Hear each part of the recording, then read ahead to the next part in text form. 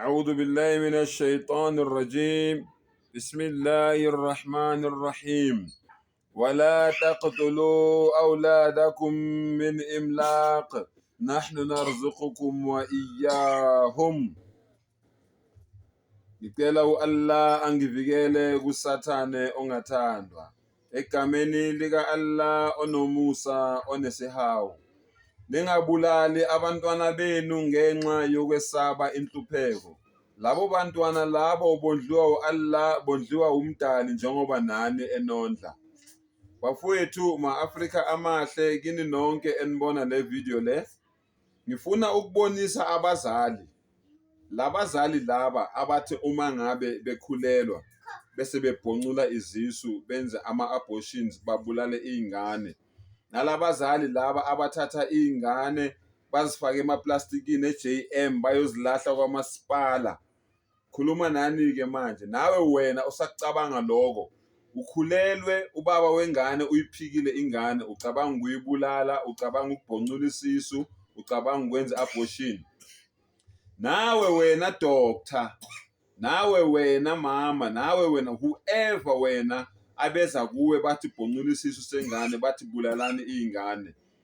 Nginiphathele umlayezo namhlanje. Nababona labantwana laba.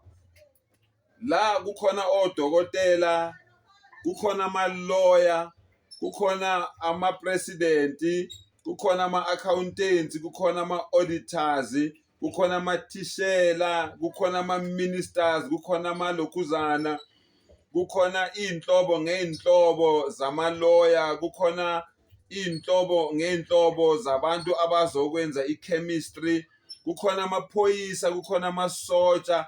Ayikho into engekho kulabantwana laba.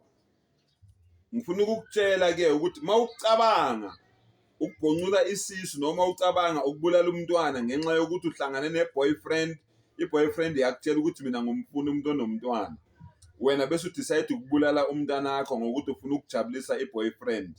Before ukwenza lokho, zibuza umbuzo oyi-1 ukuthi kuba umamakho esakhe isisu wasikhipha, ngabe wena ukuphi? Ngabe lo mntwana lo umbulala nini kanjani kube owakho umama isisu wasikhipha? Ngabe ukuphi wena?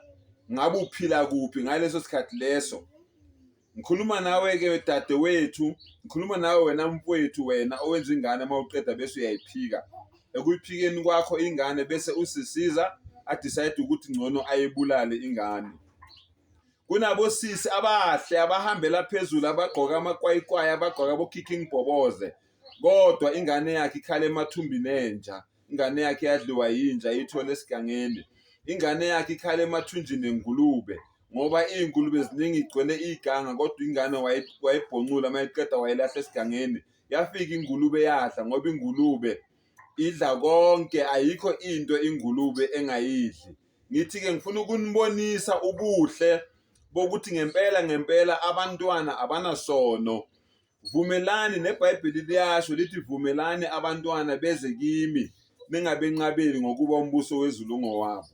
Umlayezo-ke enginiphathele wona, u-Allah uthi sinitshele ukuthi labantwana laba enibabulalayo, labantwana laba enibahlukumezayo, on the day of judgment u-Allah uzobabuza labantwana ngamunye ukuthi bi-ayyi dhanbin qutilat, umzalo wakho wakubulalelani, wawenze sono sini. On the day of judgment wonke umuntu uzothola i-closure.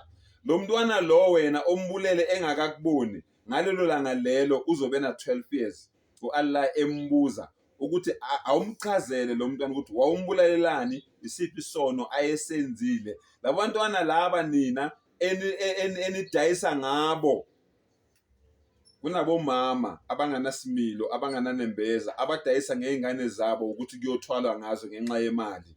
Kunomama, angeke ngisho ukuthi kuphi nendawo ngoba ngizobe sengidicilela igama lendawo phansi, kodwa lo mama wathengisa ingane yakhe ngo-20,000 rand ukuze lowo muntu loyo ayothwala ngengane yakhe. Uphi unembeza mama, iphi inimba? I-labor pain wena awuyizwanga yini? Wena umthwalanga yini lo mntwana for 9 months? Lo zomthengisa so cheap. Even if bekuthiwa lo muntu loyo ukunikeza imiliyoni, iyiphi i-price yokuphefumulo womuntu? Wena yakhe ingane wayithengisa ngo-20,000.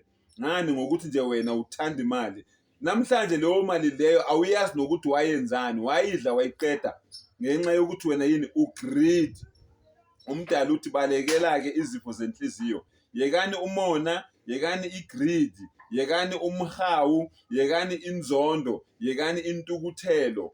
Wena ubulale ingane ngokuthi ufuna ukwenzani, ufuna ukuzwisa ubaba wengane ubuhlungu ngoba ingane ubaba wakhona ephikile. Ngale video le ngithi kini nonke bazali, nawe wena okhulele ocabanga ukukwenza lokho, think twice ukuthi wena ukuba umamakho waku-abhorta ngabe ucabanga ukukhipha yiphi ingane ngoba kwawena ngaba ukho. Sengathi umdala ngasivula amehlo, asivule ingqondo, silibone iqiniso, sibathande abantwana bethu, sibathande ngeqiniso. Wa akhiru dawana alhamdulillahi rabbil alamin. Bingelelani. Hello, sanibonani, phanga izandla.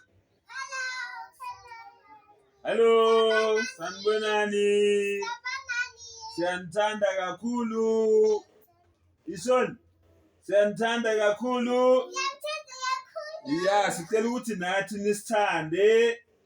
Sithandeni. Ishon. Sithandeni. Njengoba nathi sinithanda. Thandani abantwana benu njengoba nabo benithanda. Sengathi umdala ngasibusisa sonke, sibakhulise kahle labantwana ngothando. Wa akhiru dawana alhamdulillahi rabbil alamin.